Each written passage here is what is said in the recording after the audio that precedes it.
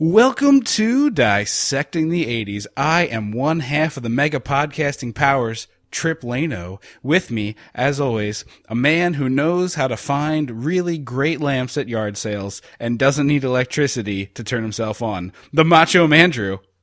Andrew Lano. Except I would never pay $100 for a lamp. Yeah, for real. That is a terrible amount of money to spend on this stupid lamp.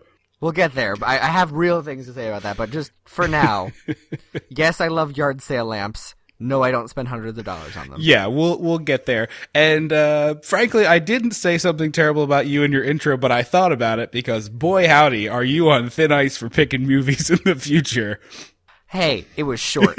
It was kind of short. That's why I picked it. I looked at the list. And then I was like, let's look up some run times. This one's 95 minutes. Sold. It's because it's a TV movie. I know, and I watched it at 1.5 speed on YouTube. What? Really? Yeah. That seems like cheating. Why? That's not watching the movie. Yeah. It's not double speed. 1.5 speed is just people talking slightly faster than you. If I listen to a podcast at 1.2, it's right on the edge of me being able to understand what they're saying. Oh, no, it was kind of like watching an episode of The Gilmore Girls. All right, for future reference, I feel like watching it at 1.5 is cheating, just for the record. Trying to cram in these movies in an hour seems offensive. I didn't watch double. Seriously, watch it at one point, because it's available on YouTube in 10 parts. Yes. I was just like, let's speed this up. 1.5, they don't sound like chipmunks. I can understand everything. The only thing that got weird was the music. I see. That makes sense. The weird Goosebumps music. Tell them who we are. We are Dissecting the 80s, a fortnightly podcast delivering a fresh dissection on our favorite decade, the 1980s. Hot fresh to your streaming device every other Monday. This month, we are starting February. This is our now annual tradition of watching Part 4 sequels for our birth month, February. Yay. Last year, we probably picked the two best Part 4 sequels that exist, Rocky IV and Star Trek IV. So now we're getting very quickly...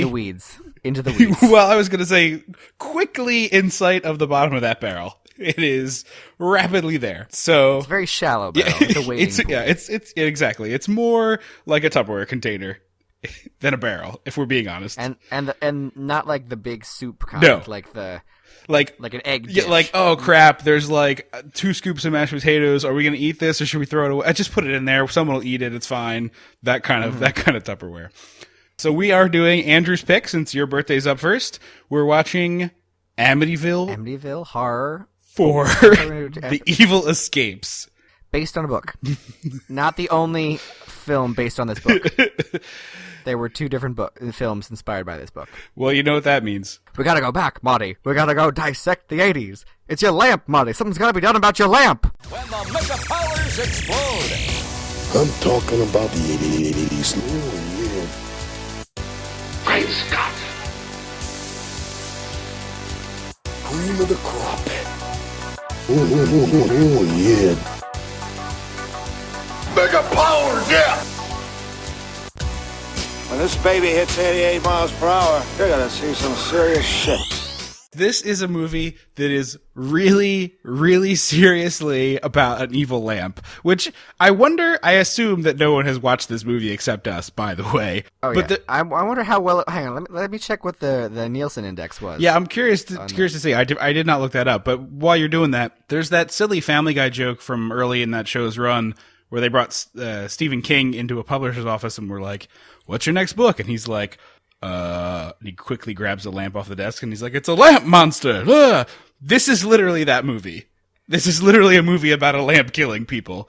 Yep, there is no Nielsen index information, which makes me think it was low. It had to be very low. You're talking about a sequel to Amityville 3D that made like $2 at the box office, and then they went, you know what? No gimmick 3D, no box office, or no theatrical release. Straight to TV. Straight to the television. So all the gory stuff and boobs are out of it. Although there was a surprising amount of gore for a TV movie. I suppose there was a handful. Violence, I should say, not gore. Yeah, there was a little bit of violence. So we start off at the Amityville house from the other movie, and classic eye windows. Yeah, and I'm already at the point, having watched Amityville 3, that I just want to give this house a silly voice, where these priests are about to enter it to cleanse it, and I'm just thinking the house being like, "Rah, don't come inside me. You'll rue the day you get inside me." Rah, rah, rah, rah, rah. Oh, I thought you meant funny as in, like, wouldn't make sense to be the house's voice. Oh, like it's silly? Like, hey, You guys want to come in for some lemonade? It's so hot out there. let me get the door for you. I just made fresh lemonade squeezed right from my orchard. Yeah, I have a lemon orchard in Connecticut. Don't worry about it. Is that what they're called, orchards? I don't know. I assume so. Apple orchards, peach orchards. I know apple orchards are a thing. Oh, peach orchards. Yeah, okay. So I yeah. assume any fruit that grows on a tree is an orchard. I have no expertise in this area. Obviously, I'm just going to say it authoritatively and move on. Hey, the National Association of Orchard Farmers of America, NAOFA, is very upset with us. The NAOFA. The NAOFA. We're gonna have to issue a written apology tomorrow. I'm gonna be Come Tuesday. I'm gonna be all over Twitter. Dear NAOFA, we're so sorry to have lumped lemons in with your groves. We didn't mean it. We didn't realize lemons were groves and not orchards. We're so sorry. Please forgive us. So these priests go into the house and they do some With the bugs. I forgot Oh about my the god, bugs the until I heard flies. the buzzing. Instantly I was regretting this decision. We're not 2 minutes in and these damn flies are buzzing again. And All I thought about was the joke we made last time with the ants on a log face. that stupid fly there. And by the way, just in case you're wondering, I know you're all out there waiting and Bated breath. there's flies for the whole runtime. But they're less invasive than last time. Yes. Like I think it's the same amount of flies, just spread out over the whole picture. Yeah. No, it's true. There's a lot more movie in between the fly scenes, but there's still way too many scenes of just flies gathering on things. Like, it has more fly than the movie The Fly, starring Jeff Goldblum and Gina Davis. So, we'll get to the plot of this movie, although there barely is one, to be totally honest with you. Evil lamp. Plot. The plot of this movie is a lamp. All of the evil from the Amityville house goes into a lamp. Like, actually a lamp. And then that lamp becomes the source of evil. But It goes into a lamp through a bulge in the power cord Yes. that zips from the wall into the lamp. so all I could think of was, and this is going to be, if anyone gets this reference, please find us on Twitter. Other than me, or just you? I don't even know if you will. Do you remember when you were probably way too young to remember this. It's probably like mid-90s. There's a movie called Rocket Man with Harlan Williams. Oh, Rocket Man. Yeah. And he there's all these dumb gags where I think they were going. Like his suit fills up with farts. Yes. Okay, that's exactly what I was going to reference. But he farts in the suit and then he's connected to another astronaut and he pinches the hose connecting them and it makes this large air bubble where the pipe or the hose rather just keeps brrr, like as if someone was blowing up a balloon in the middle of it.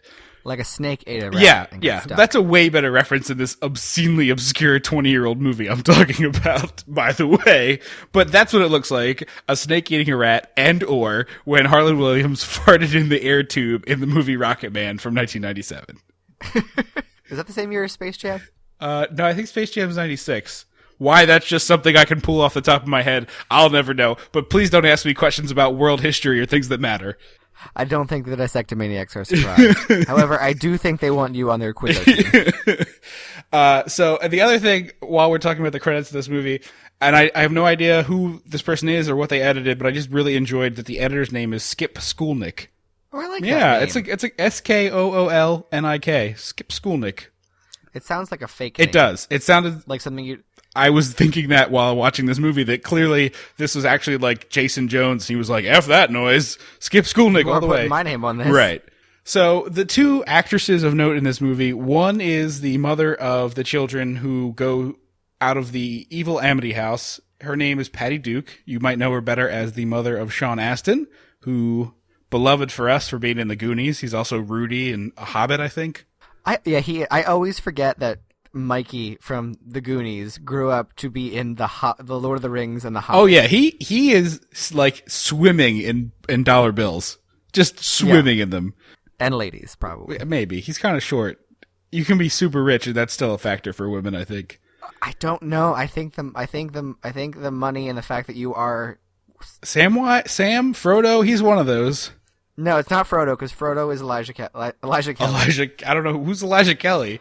Elijah Kelly is a black actor who was in Hairspray. Okay, definitely not him. Elijah Nope. Woods. Thanks so much for playing, though. Samwise. Sam. Is it Samwise? That's Yeah. Okay. So, anyway. I know like 4 characters from Lord of the Rings, Okay. and that's 2 of them. Smaug is a dragon. Smaug. Oh, then 5. Oh, okay. Well, It's perfect. Smaug, the wizard. Gollum. That's The it. Smaug, Gollum, the wizard, the Christopher Frodo, Lee and Samwise. guy with the white hair. I think we should just, instead of talking about this movie, let's talk about Lord of the Rings, which neither of us likes. And Let's do that podcast. and piss next. off everybody who likes Lord of the Rings. We'll just continue butchering the names of characters for a solid hour. Talking Tolkien. That's the best name. You guys can't see the face I'm making, but it is like a Muppet just got excited. In the off weeks between Dissecting the 80s, will be Talking Tolkien, and it's the And every other Wednesday will be the ladies of the 80s with Andrew. No, Talking Tolkien has to come out on Tuesdays for alliterative purposes. Oh, perfect. Tuesdays at 10. Oh, God. Anyway, Patty Duke plays the mother of these 3 kids who go to live with her mother, who's a righteous bitch. She's just really mean all the time in this whole movie. She's like Mrs. Deagle. Yes, absolutely. From Gremlins. Yes. And she, the mother of Patty Duke, is played by, I can't remember her name, and I didn't write it down, but the important part of it is that she is Spock's mother. So, second time on the show, we saw her in Star Trek 4. Played by Jane Wyatt. Jane Wyatt, that's her name. Wait, she was in Star Trek 4? Yeah. She played Spock's mother on the TV show, and then... I know she was I knew the TV show, but I don't remember her being in the flashback thing, I think. Got yeah. it. So anyway, we got this house full of flies, and it's like this shitty haunted mansion where like the doors are banging, and what passes for horror in 3/4 of this movie is a PA off screen flicking the lights really fast on and off. Yeah. Like a 6-year-old who's trying to be like, "Ooh, the house is haunted," flipping the lights quickly. That is literally Spoopy. this movie. This movie is spoopy at best. I don't think it even rises to spoopy. It's creepy? It's just creepy? It's just crappy. It's terrible. Oh, crap. Okay. So they're like going through the house doing the whole like I always think it looks like an herb diffuser. The holy water thing, right? Yeah, they fill it with water and they flick the holy water. Yeah. So the young blood priest, who's clearly like the young blood priest.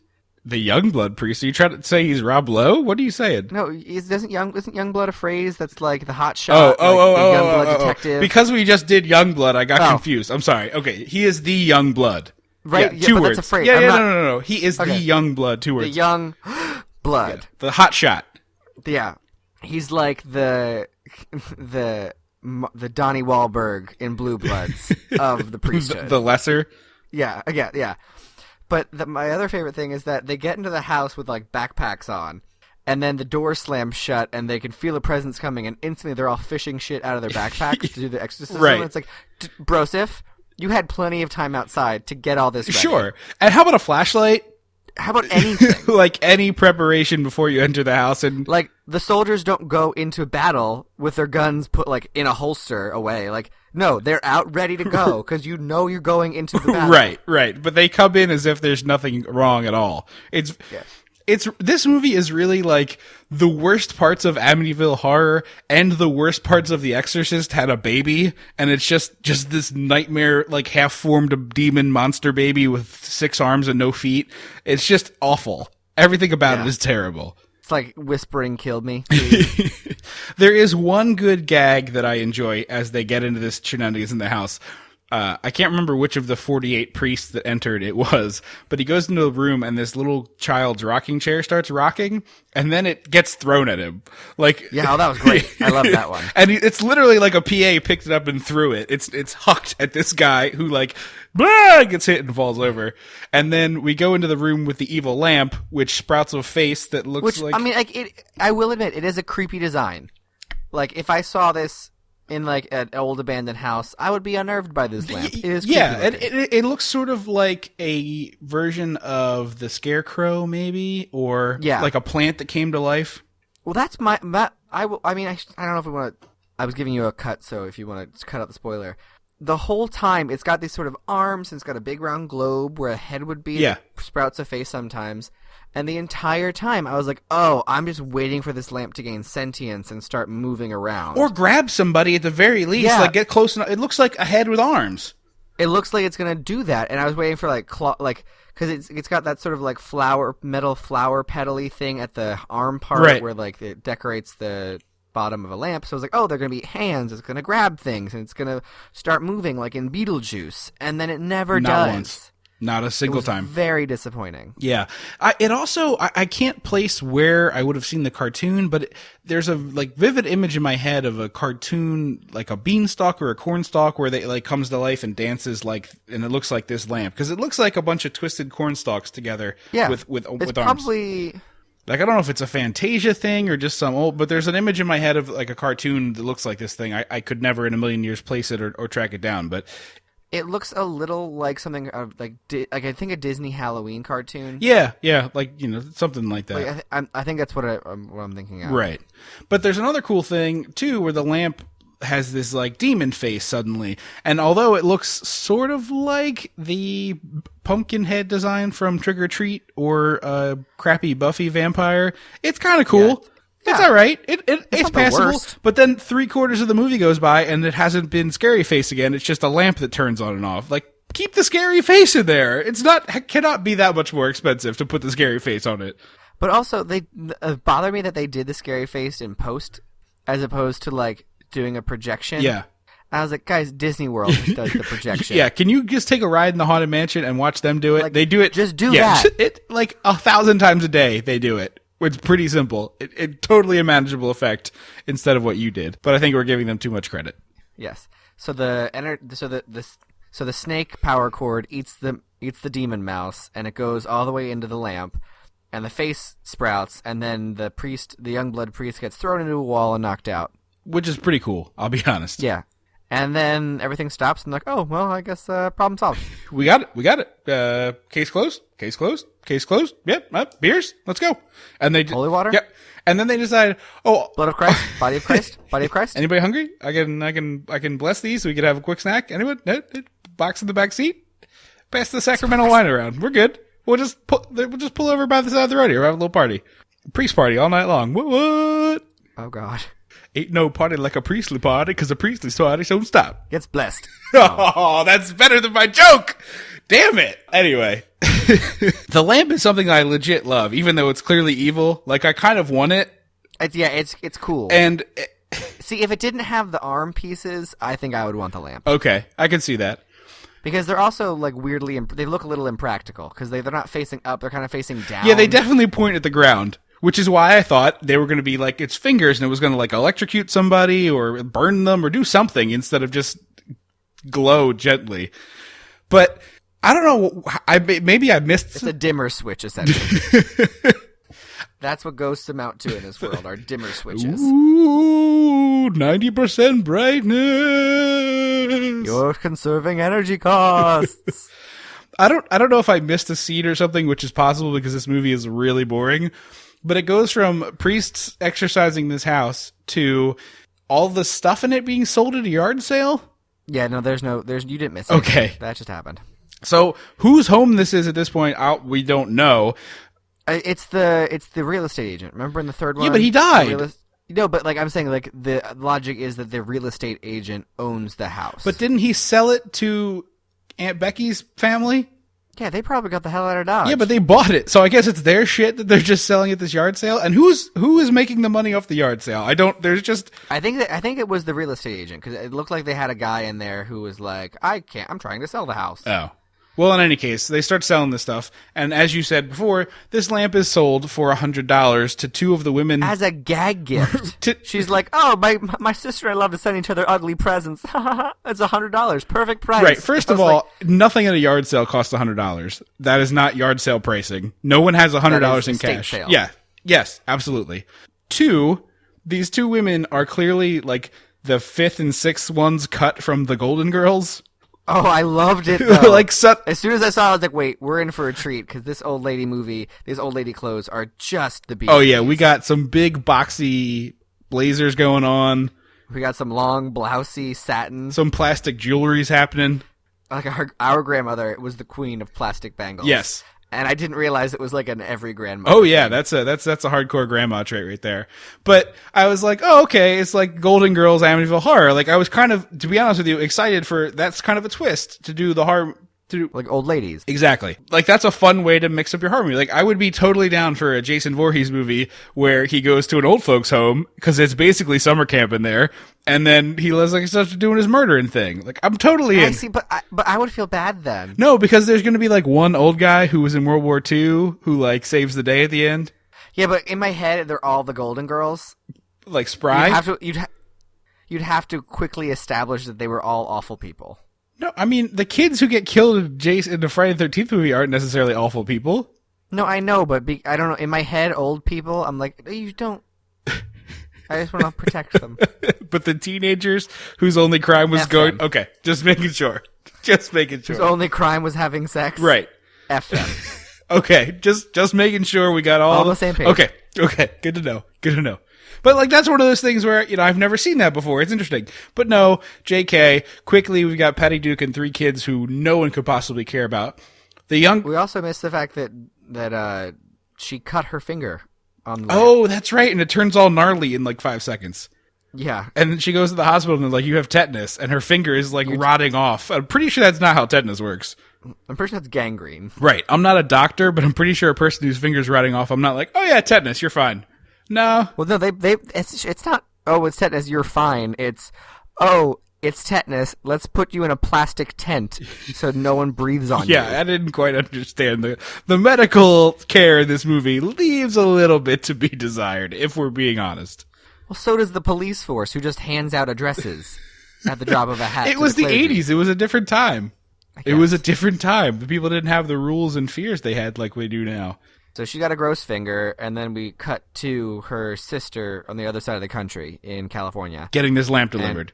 And her daughter and her 3 kids are moving in. Right, and it's Patty Duke and 3 kids we couldn't care about. We got an older daughter who has like 4 lines in the whole movie. Whose pants are consuming her torso. They're so high. They start at like nipple. Low rise, like hip hugger. Yeah. Then they go up to like normal pants. Then they're high waisted. They're mom jeans. I think it's high-waisted, then mom jeans, then their grandpa, then she's got, like, it's like she puts on her pants one boob at a time, like everybody else. At the end of the movie, she has the waistband of the jeans. Just a jumpsuit. It's over her shoulders. It's just a jumpsuit. She has to unzip the pants to eat. Yeah, it's like she unbuttons and unzips to poke her head through the fly. Yeah. And the brother, who's the middle one, he has a haircut that's so flat in the top that you could rest boards on him and use them as the foundation for a house. Yeah, it's preposterous. And then the youngest child is named Jessie, and obviously we know nothing good is happening because she's the youngest one. But I have to point this out. Is Jessie the most common name on this show? I think it might be. I think we've had like 5 or 6 Jessies. At least. Male and female together. So this movie quickly becomes Amityville Horror 4, Hanging with Grandma. And although I'm glad we switched houses because having only seen the first Amityville in pieces and Amityville 3, it's like enough with the house. Like at that point, no one would... Stop showing me the stupid windows. Right. I get it. I get that it kind of looks like a face. No one would rent this house. Leave it alone. So Grandma has a cat who is going to hang around this whole movie at the periphery. And I have to say, might be the best actor in the whole picture. Oh, she probably won an Oscar. It's pretty good cat acting, I have to say. Well done for the cat. And a bird. And a bird, who I knew was instantly a goner because nobody wants to deal with a bird on set for a whole movie. No, no one wants. No, it's kids, animals, and glitter are the 3 things no one in the entertainment industry wants to do. Right, but like if you were to give me a list of animals, bird is slightly above lots of bugs. And that's it. Oh. That's the only animal in a movie that it's above is a huge crate of bugs. Oh, like that, like Creep Show? Thank you. Also, siblings only communicate through fighting. Right. Well, it's a shitty movie from the 80s. That's kind of par for the course. And then a classic judgy grandma, because she's like the mother, I guess. We're going to say mother, grandmother, and then daughter for clarification purposes. So the mother is like in the kitchen with grandma alone. She's like, I'm concerned about Jessie. Yes, the young daughter is Jessie. about Jessie, and she's like, "Oh, Jessie's fine. Now about that whore of a daughter with her revealing clothes and all that makeup, and your stupid son with his haircut and his loud music." And the mom's like, "No, that's teenage stuff. Let's talk about my quiet kid because she's talking to her dead father." And also, slutty clothes, you can't see, and you can barely see her fingernails. Like, she's got so much clothing on. She's got so much pant happening. This whole movie is in pants over her head and turtlenecks. Yeah, but they're crop top turtlenecks. Oh yeah, you get just a hint of skin between the pants. Yeah. Usually you see a lot of the placket. It's a 12-inch placket. But then go ahead. The energy, the demon, goes from the lamp into the house, and then all the lights flicker. Yes. And the tea kettle turns on, and the radio turns on, and the mom goes, "Oh, that was our song. Maybe it's his way of saying this is the place we're supposed to be." And Grandma instantly goes, "No, it's probably just a stupid power surge, you idiot," and turns it off. She's so mean. It's like the whole movie, all you want her to do is get killed. Yeah, and she starts with being like, "Oh, I haven't seen you kids in 3 years," and it's like, "Oh, it's gonna be Mom doesn't want to visit." Oh, wait, no, you're just a bitch. No one wants to visit you. Right, of course Mom doesn't want to visit. You're a nightmare. All you do is be mean. And it's like, in what circumstance does a newly widowed mother of 3 need to move in with her mom, and her mom's like, "You're worthless. I hate you. You're a piece of crap." So Mom... And then she burns her hand, right? Yeah, she burns her hand, and the grandma does, on the tea kettle. So she has a hand bandage for this whole movie.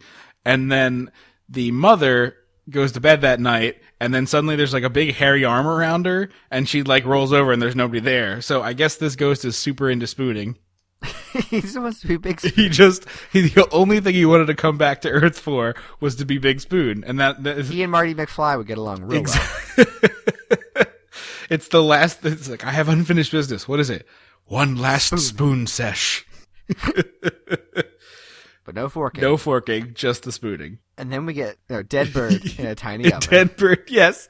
They come down for breakfast the morning after, and the grandmother's like, "Oh, I'll turn the oven on." And she goes to a toaster oven and turns it on. That's not an oven! What are you talking about?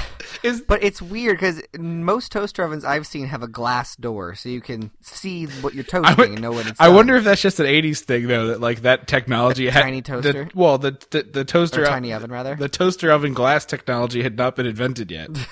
Pyrex wasn't a thing? We didn't have the technology. Oh, and we get introduced to the maid at breakfast. Right. But whatever she turns on this oven, and then the mother goes to scramble some eggs. And at no point does anyone be like, "Oh, it smells like there's something in the oven. What is it?" Like, it smells like dead bird in the oven. It smells like a chicken. Like, it should have been like, "Oh, it smells like roast chicken." Like, what's that about? Oh, did you roast chicken last night, Grandma? Right. And instead, it's, "Oh, okay, let's put the toast in the oven," and they open it, and out tumbles a dead bird.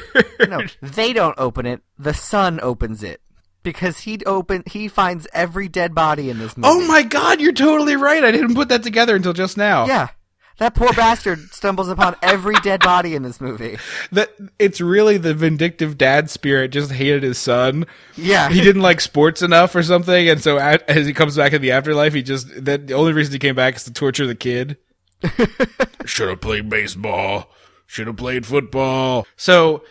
we have a dead bird, and we cut back to our priest friend, which lets us know pretty aggressively that this is going to be our B plot for this movie. Because, let's be honest, this is basically a television show. There's an A plot, a B plot, and a C plot. And yeah, I guess. It's a pretty straightforward, crappy television show. And the young priest is fighting with the older priest, and the two of them just seem to know way too much information about the Amityville house. Just ghostly houses in general and spiritual possessions and all these things. And I know that there's talk about exorcisms being like an actual thing that the Catholic Church can do and whatnot, but neither of these men is presented as an expert. Like, it's not like The Exorcist where they like call on the guy who knows all the things. It's just two dudes. He is the exorcist, the titular. Right. It's just two dudes who just know a lot of stuff about houses that are possessed. And no one really seems to question that. Not once. Even later, when the priest, to fast forward a bit, the priest comes to the house and is like rattling off all the information. No one's ever like, "How do you know this? Like, what makes you the person who knows these things?" I read. Look, Hermione, sit down. Priest Quarterly, obviously. But so he's like, I want to see the house. And the guy's like, that's probably not a good idea. And he goes, well, didn't you say it was clean? It was cleansed? Then it should be fine, shouldn't it, Father? It's like he's Kimmy Schmidt in the bunker and is like testing the priest to prove that he's lying. Do you really know as much as you say you do? I don't think you do. So they go to the house and he goes, it's all empty. And they're like, yeah, it's an empty house. We sold everything because it's an empty house. And so he goes to the upstairs where the lamp was and instantly goes, do you have a record of sale for the yard sale? I need to know who bought this lamp.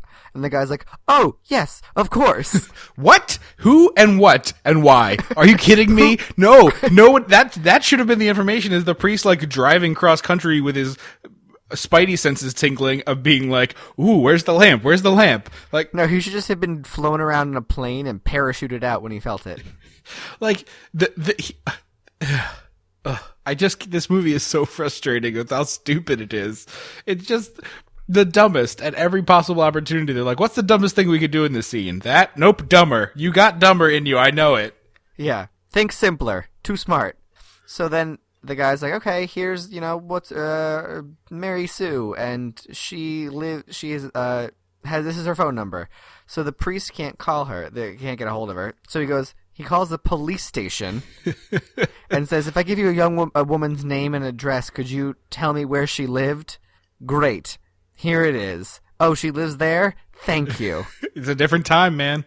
It's that Reagan. Yeah, smoking in hospitals and just giving out people's addresses. No one knew what a murderer was. It was a different time, man. We had an actor as president. It was a confusing time. How to Get Away with Murder hadn't taken off as a TV show yet? No, it wasn't a thing. There's no binge watching. Serial hadn't happened? No, we just didn't know murder happened. Neither did the podcast Serial. I see what you did there. That's a homophone joke. Hey now. Homonym. Serial. Nope, the other one. So he goes to the hospital. Or no, he goes to her house, and her friend who was there when she bought the lamp and tried to be like, that's ugly, dumbass, is like, oh no, she's in the hospital, and you should probably go see her now because she's dying. Like, Toad's dying. She's so nuts. She's like in her garden gardening. She does it like your pal Kermit. Just like, yep, she's dying. Come with me. So they go to the hospital, and he's like, oh, I can't, the lamp, what, no, how does he, oh no, the doctor says she got tetanus from her lamp. Yes. And so he runs to the woman and is like, where did she buy the lamp? Where did she put it? And she's like, she sent it to her sister in California. And also, time out, pause, don't lose your train of thought, but not only did she spend $100 on this lamp, to ship this lamp to California from the New England area had to cost $500. It's a huge-ass lamp that came in boxes. Several boxes. Okay, continue, sorry. Not to mention it probably had to have insurance because all the glass. I mean, the logistics of this are insane. This is a $600 at minimum gag gift to be like, hey, I bought you a shitty lamp. Put it in your house. I bought you an ugly-ass lamp. Like gag gifts are one of those things that are funny in theory, and the joke is only as long as the person opening it, and then you just want to be like, can you give it back? I'll return it, because you clearly don't want this garbage, and I didn't really want you to have it. I just wanted the joke of you opening it. Exactly. Like, societally, we should all decide that that's how we do gag gifts. It's like, I'll just give that back to me. Here's your actual present, because I care about you, and I don't just want to make your gift a shitty thing you have to throw in the garbage in 2 days. Yeah, I agree with that. So I think the demon won't let him get through to the woman. Like, he can't call her. He won't let the phone go through. Yeah, the phone literally melts. Which was the coolest practical effect ever. He calls the house, and the house picks up the phone and goes, "Don't call back here." And then the phone melts in his hands, and he drops it onto the carpet, and it just puddles into this plasticky goo. Which was cool. It was cool. It was super cool. So the kid goes into the basement, which is also the brother. Yeah, the brother goes into the basement, which is also the shed from the Evil Dead. 100%. I'm not exaggerating. If you took side-by-side pictures of these, it is the same shed. It has the same walls and the same weird workbench with a chainsaw on it. It is just the same set. He's carrying the cat. Yep. We should note that. Yep, he does have the cat. And then he picks up the chainsaw and starts going like, you are way, way, way too old for this to be entertaining for you. Like, you are old enough to have found a magazine in a weird hollow stump in the woods and been really curious about it. Way too old to be making chainsaw noises in the I also basement. thought that cat was getting chainsawed. 100%. I thought the chainsaw was going to come to life and he's going to just turn this cat into soup. And I was going to be very upset. I was eagerly anticipating it, if only so that we could get the gag where the grandmother, like, hears the chainsaw, comes running in, and the goop from the cat hits her in the face. Suck it, bitch. Because she comes down all pissed off and gets a face full of cat goop. Would have been awesome. But alas, no. He just almost kills her with the chainsaw. He like run like again. I'm sorry to make this reference for the 8th time, but it's like Goldberg on the skates. Andrew's one sports reference. He also chainsaws through. For some reason in her basement, she has a grocery store style, like, fake cart set up with potatoes and onions on it. So many potatoes. She has easily 30, 40 pounds of potatoes and onions each. Not together, each. My favorite, though, was if you noticed, there were no actual items in the path of the chainsaw blade. No, not one. Like, everything, like the glass jar, the canning jars on her shelf were split down the middle so the chainsaw had a clean path so no one could get cut with broken glass. Yep. I was like, okay, movie. Like, either caused... I think it was just the PAs didn't want to clean that shit up. Well, no, it's also very dangerous to chainsaw glass. Yeah, but who cares? It's the 80s. There's no safety protections of any type. Probably didn't have the budget to really do this cool, but the chainsaw gag ends when the mother grabs a piece of... Or the maid grabs a... I was like, if the maid turns into Ash from Evil Dead, I'm going to lose my mind because I love her now. Yeah, if she was the hero, that would have been the best thing of this whole stupid movie. Instead, she does that movie gag of, like, swords coming down, hold up a thing sideways across it and block it and hold it up. Yeah, it was like a steel fire poker.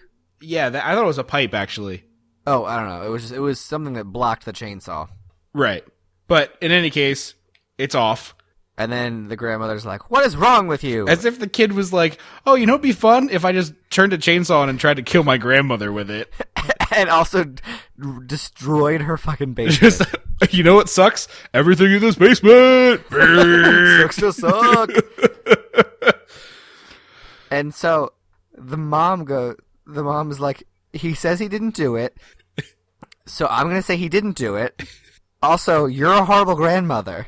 Yeah, you're pretty objectively terrible, and he's my son, so... If I'm trying to think of, like, what would happen if that had been us and our grandmother and our mother... I mean, 100% Mom takes our side regardless. There is no scenario in which she's not like, well, I trust whatever they say.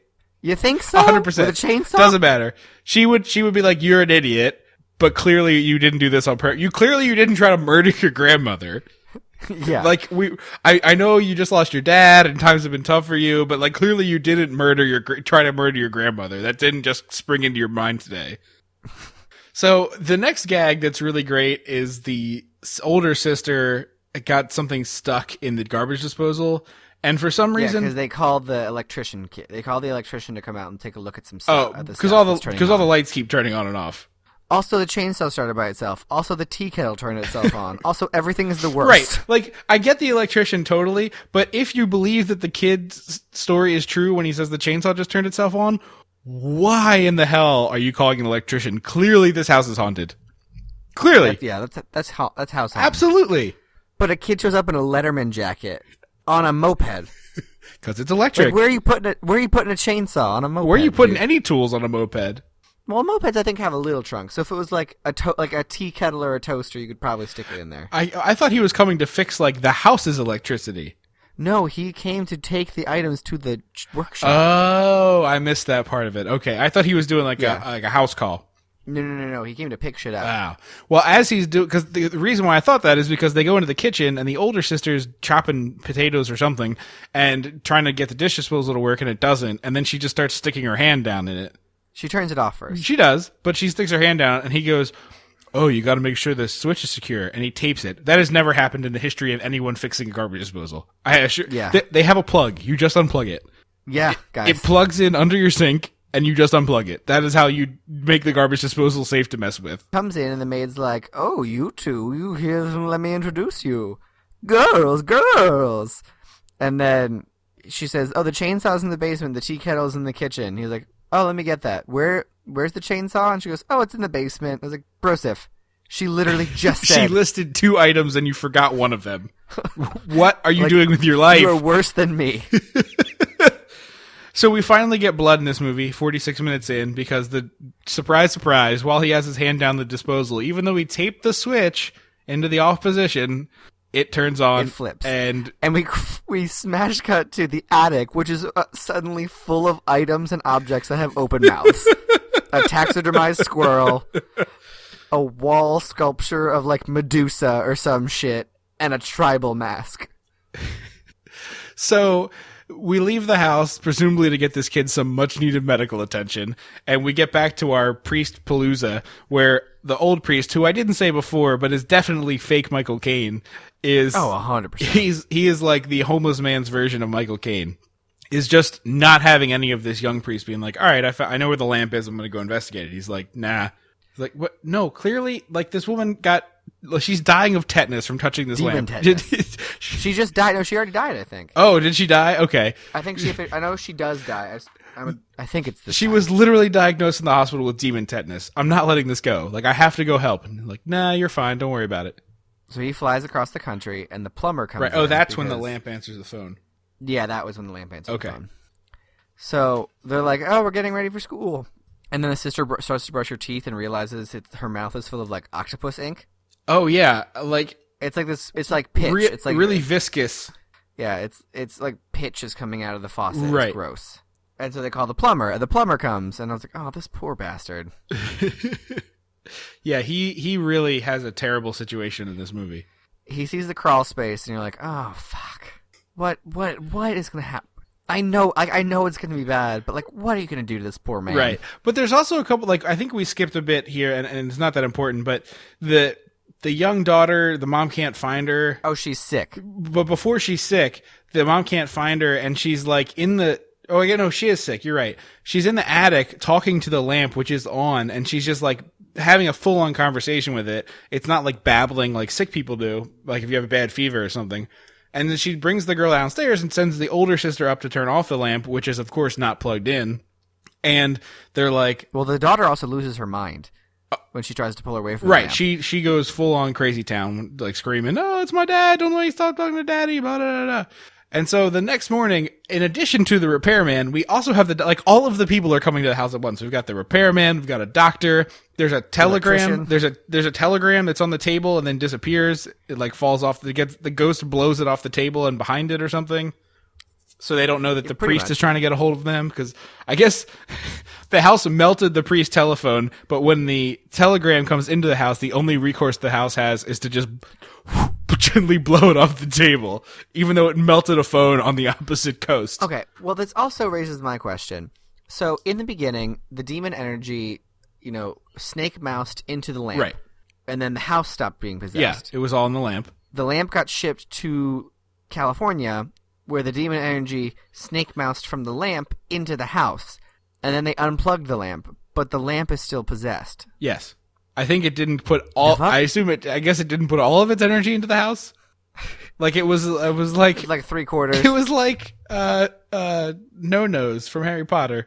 Voldemort, like, making those Horcruxes. Yeah, he has, like, a little bit of his soul in the lamp. Oh, no nose. Yeah. That he has no nose on his face. Right. He's a noseless monster. I thought you meant N-O, like N-O-S. Like, no nose. Like, that's a no-no. Yeah. I was like, I don't know what you're talking about. That's a no-no. No. I mean, the Voldemort Horcrux, the lamp Horcrux itself, and then was like, put the rest of it in the house. I don't know. Put some of it in this pipe, I guess. So the poor plumber crawls all like... It looks like he crawls for like 8 miles. Oh, he Andy Dufresne's under this house. I was like, Jesus. Morgan Freeman just started narrating it for no reason, and we were like how complex is this crawl space? It is 8 or 9 miles that he has to crawl to get to the end of this pipe. Like, Andy Dufresne, the only man who can... Like, it's ridiculous. I don't know why this scene goes on for this long. It's way too long. And the maid's upstairs. She turns like every appliance on in the house so she can't hear. Yeah, She's like, she turns vacuum while the dishwasher's running, while the stand mixer's going, while the radio's There's not even on. anything in the stand mixer. She just wanted it on. I want to test it. And so when he like tries to like finagle off the end cap while he's directly underneath it, which feels like Plumber 101. Right. I'm not a plumbing expert, but I'm pretty sure that's not what you're supposed to do there at all. So he can't get it off, and then a board falls on him and like traps him somehow. Because the board is like magically like bendy at that point. Yeah, and then the pipe does the snake eating a mouse thing and starts to get big. I believe we've already established that's called the Harlan Williams farting in a tube from Rocket Man. He spacesuit farted. And it fills up, and I was like, "Oh God, what is going to come out of this?" I was sure it was going to be poop. Like I was sure Vince McMahon was coming in. Like Vince McMahon had nothing to do with this one. But I was like, "Is it going to be like boiling water, and he's just going to cook?" That would have been really cool, actually. No, instead, it's a whole hand, which is not how garbage disposals work. But also, like, by definition. But also, that hand has a ring on it. Oh, it did? Yes. I didn't catch that. Yeah, the hand that falls on his face is ladylike and wearing a ring. Oh, weird. So I guess it could have been a class ring, theoretically. But I was very confused as to where this hand was supposed to have come from. You think it was supposed to be the garbage disposal? Yeah.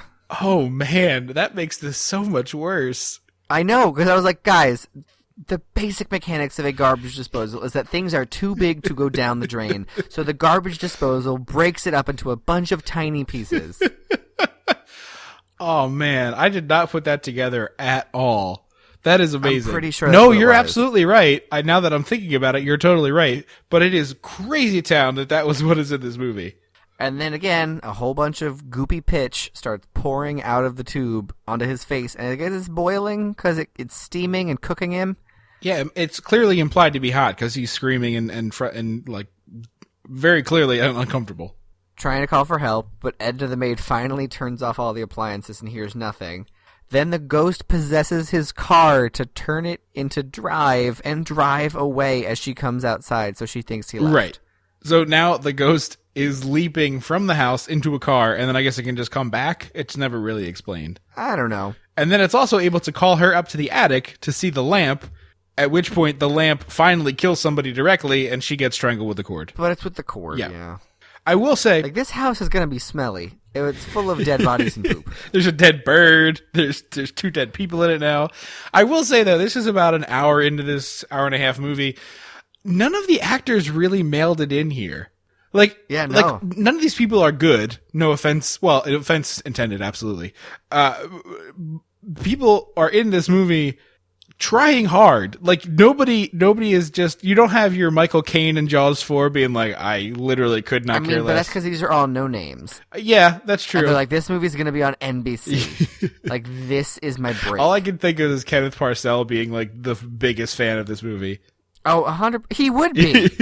Jenna would have been in this movie. Jenna would have played the little girl. At age 50 or whatever. No, Jenna would have been up for the mom role and not understood and actually thought she was reading for the teenager. It was 30 years. She would have been the teenager. She would have played the teenager. Oh, I was thinking like during current? the run of 30 Rock, Jenna, that would be that joke that they did on the show where she thinks she's auditioning for the teenager. I'm 45 now. Time to die. So we get to this little girl, and she is quite obviously possessed. She's Oh my god. She's sitting. Give us all nudge, no wink. She's sitting at the table, humming and petting the hair of her doll, or is it a dog or like a teddy bear? I don't remember. It's a doll. She's combing the doll's hair. That's right. She's not petting the doll's hair. That would be weird. And Well, then the priest comes to the house. well, but before that, the sister like asks her a question, and she like snap glares at her and like does like big demon eyes, and then it just is like a hard cut, which I'm sure is a commercial break. Yeah, the priest comes to the house. And it is totally sorry to jump on it, but it is a total Exorcist shot where they go to the crane and they're shooting him from above, and he's got his little satchel of stuff. They're 100% stealing the shot from the Exorcist. So he knocks on the door, and I'm like, who's going to open this door? Because the little girl's room is destroyed. She's missing. The maid is dead. The plumber is dead. Not that the plumber should be opening the door, but like, I just want to, again, iterate. Yeah, right. So the little girl opens the door a crack and, like, peeks her head out real like, all four head first, like, very creepy. And he's like, I'm looking for Alice Leakey, or whatever her name is. That's the right name, actually. Oh, is it really? I knew it was Alice. And is she in? And she goes, somewhere. Come in. And he's like, no, I'll come back. And she goes, come in and sit down and wait for her. She's around. And you're like, whoa, like, subtlety. Yeah. But also, like, if we're being honest, it is a Catholic priest. Probably would have gone in there. Ooh, political. Changing subjects. Changing quick to something else. Something else. Okay, so this is where, if you go to on YouTube, part 8, about minute 4 minutes 5 seconds. Yeah. That's when you will see primo sister's pants are eating her. I wrote down the timestamp so I could make that joke. So the priest comes back again, right? No, he leaves a note. Oh, that's right. He puts a note in the mailbox. Because everyone comes home, and the mom's like, you're alone, drawing knives and blood, little girl. Where's the maid? I don't know. She went home. And they're like, her coat's still in the closet. She's not home. Yeah, she went home. She went home. And like, I'm sorry, lady. I'm not a mother. I'm not a father. But your child is either a sociopath or possessed. Right. Let's just salt the earth at this point. Like, let's just stab her in the face. Stab her in the face. Just salt the earth. How about we try to get help first? Zompocalypse rules. You know what help is? A bullet in the face. So then, of course, the brother finds the dead body of the maid. Because he's legally obligated to find all of the dead bodies. And her knuckles are bloody and raw, and there's blood all over the door as though she had been crying for help. Banging on the door until her knuckles bled. And the doctor's like, no, she had a heart attack. And they're like, what? You just said she was banging on the door. How would that make sense if she's having not heart attack? Also, wasn't there a lamp cord around her neck? There would be ligature marks. Like, come on. Exactly. I've seen CSI. I know things. They're going to want to zoom and enhance. And type really fast on a keyboard. Mm-hmm. 2 people on a keyboard. 3, 4, as many as will fit. Anyone get a finger in there, fire away. And this is also the point when I realized that the older sister looks like a young Linda Hamilton. Oh, she does have a little bit of a Linda Hamilton quality to her. Absolutely. I was like, ooh. Yeah. You could play like a young, like if the Terminator series decided to go back even further. Well, except for the fact that this is 30 some odd years ago, yes. No, if they had done that, like, if they were like, if Terminator 2 had been a prequel. Right. No, you're right. She could have been young Linda Hamilton. So the room is obviously destroyed, and the doctor is like, oh no, your kid clearly did this. And it's like 4 or 5 grown men clearly did this. The bed is off like thrown to the floor. There's things broken and smashed. No, it's the police officer who's like, I think your daughter did it. Oh, I thought it was the doctor. No, the doctor came in. The doctor was checking on so it was, you're right. It was the police officer. I got that wrong. And the mom is way too defensive. And you're like, okay, your daughter is at the very least, like, reasonably a sociopath. Easily. Movie world, possessed. Yeah. Let's hear him out. Yeah. See what he has This to is say. a man who does have some expertise in the subject area. Let's see what he has to say, you know? We'll get there. She's like, no, she's sick and tired from the flu, so get out. So we finally get to the priest returning. Or no, they have dinner first, don't they? She goes to meet him. Yeah, that's right. They read his note. Okay. And this is my favorite part. It's like in The Wizard of Oz when Glinda's like, are you a good witch or a bad witch? Only bad witches are ugly. Like, okay. She walks in and he goes, Alice Leakey? And she goes, no, I'm her daughter. And she's like, oh, well, your Aunt Helen is dead. And you're like, Aunt Helen is clearly 100. You thought this woman was her sister? Hey, look, it was a different time, all right? People didn't have ideas of family planning the way they do now. There's 0% chance that woman could have been Aunt Helen's sister. And I like that he just so casually is like, oh, a family. It could have been. He has no idea what their relationship was. Maybe Aunt Helen raised her for all he knew. Like, let's not casually say that Aunt Helen's dead, okay? Yeah, your aunt's dead. Also, the lamp's possessed. Also, I should probably get in that house and destroy some shit. And also, when she enters the restaurant, the candle on his table like whooshes. Exactly. So why didn't he immediately think she was the demon? Is what I want to know. Oh, that's a good point. Like, he knew the little girl was demon-possessed. Why did he not run away from this mother when the candle whooshed? That's a good point. So they drive back to the house. And there's 13 minutes left in this movie, and we're like, all right, time to do an exorcism. Everybody ready? So the older sister who was tasked with she was like, take your little sister up to your bedroom, put her in bed, don't leave her out of your sight. So she goes up to like lean out the window and get the cat inside, and the window slams her in the My head. God, a window out of nowhere! He couldn't see! It was behind him! His back was turned! Clocks him right in the head. Down she goes. The little girl goes to go upstairs, and the brother tries to stop her, and she like bites him and sprints up the stairs into the warm light, and the door shuts. The door opened and then shut. Yeah, so the mom gets there, the priest, and is like, look, I'm going to go inside, get all my kids. You leave the car running. We're going to get out of here. And he's like, no, I should probably come inside. Like, I'm the only one uniquely equipped to deal with the problem we're facing here. I'm the equivalent of John McClane. I know you might not know who I am, but I'm basically John McClane. So they go inside, and they run up to they're like, she's up in the attic. And the daughter's like, I'm so sorry, covered in blood. Forehead covered in blood. Right. Back of her hair She's covered bleeding in on blood. both sides of her head. And the mom's like, what's wrong? I don't care. My daughter's upstairs. And again, the pitch is like creeping out from the bottom of the door. Yeah. And I'm like, what is up with it? I don't remember that from the last movie. No, not at all. So he's like, we got to break down this door. Where's the axe? Again, Evil Dead. And the daughter goes, I'll get it. And the mom's like, no, you have to get out of the house. And he goes, okay, show me where the basement is. And so she walks with him into the basement. Yes. And then he breaks a window, throws her out the front window. Like just straight up like basket tosses her. Like, whoop, there you go. Hop, ho, hop, hop. Then he runs upstairs, chops down the door, kicks the door up, and runs up to try to save this little girl, who then starts floating while carrying a knife. And goes, you won't hurt my daddy, and stabs him in the shoulder. Like a couple of good stabbings. Yeah.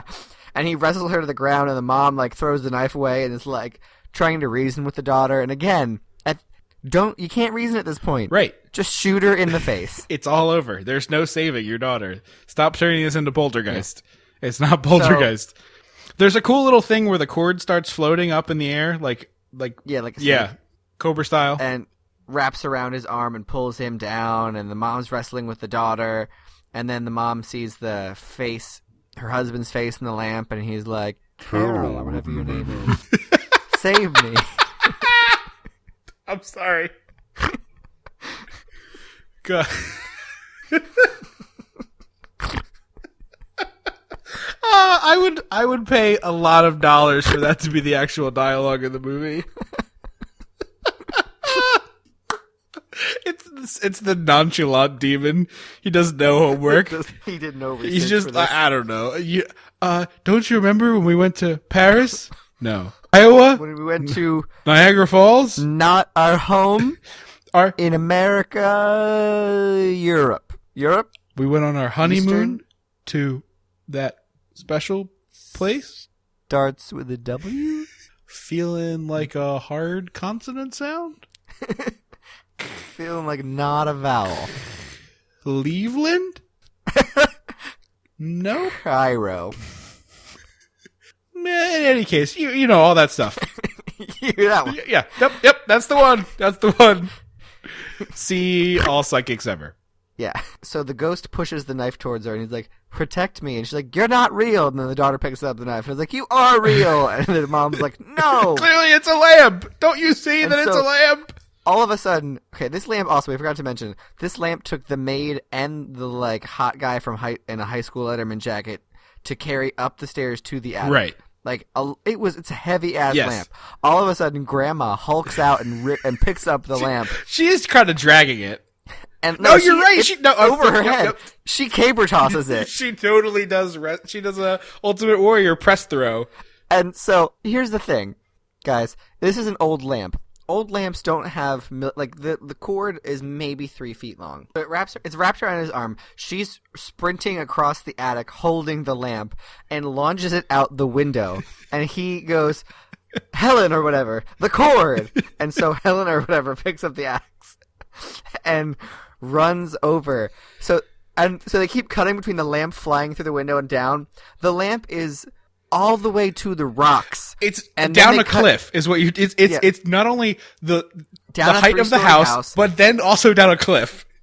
and then she runs over and chops it at the windowsill, and he's still laying on the attic floor. Yeah, he doesn't. They don't even do like he's about to go out and they stop at the last second. He never gets dragged by the cord ever. It's a vacuum cleaner cord. That's why they needed so many boxes to ship it, because the cord was just 3 boxes by itself.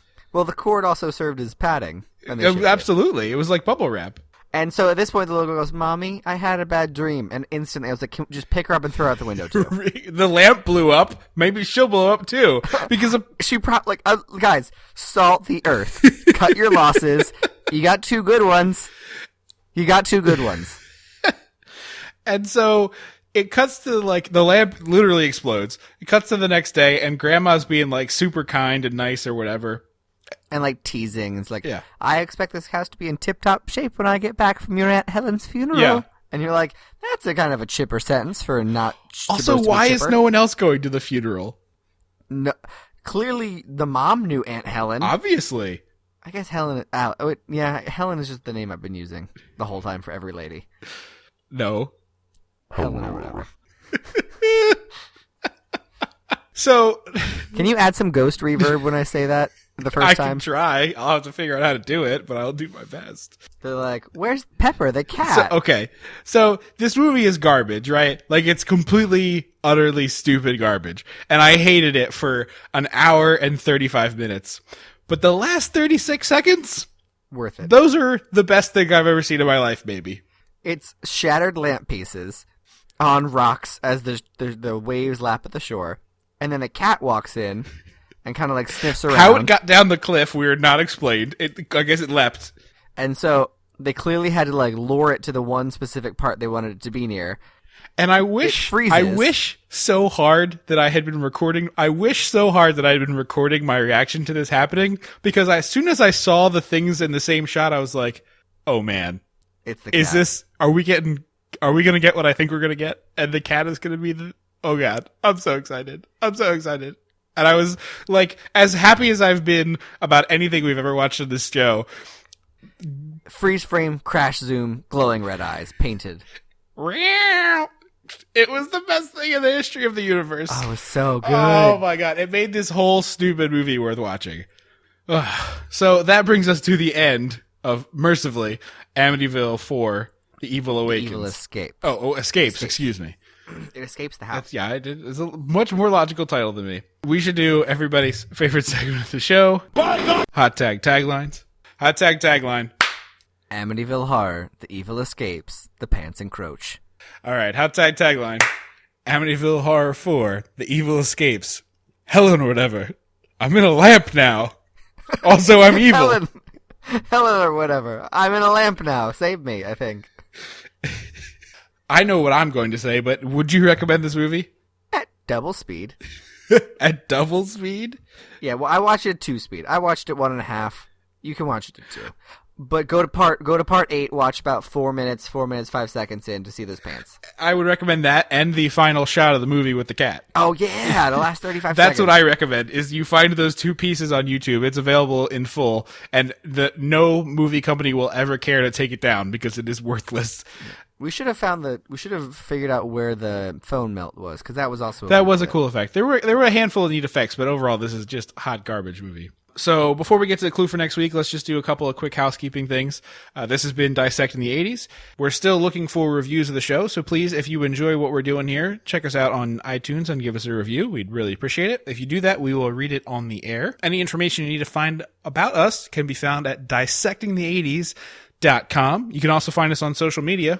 Facebook.com/dissectingthe80s or just by searching Dissecting the 80s. And I am pretty active on Twitter. It's twitter.com/dissectomania. So check us out there. If you ever have a question about the show, you can throw them to either place, but I'm pretty active on Twitter, pretty regular basis there. Made a lot of good podcasts. We were quoted in Variety. Yeah, exactly. So we have lots of new podcast friends on the Twitter. Why don't you give the people a clue for next week as we continue February? This coffee is too sweet. Don't you forget about me.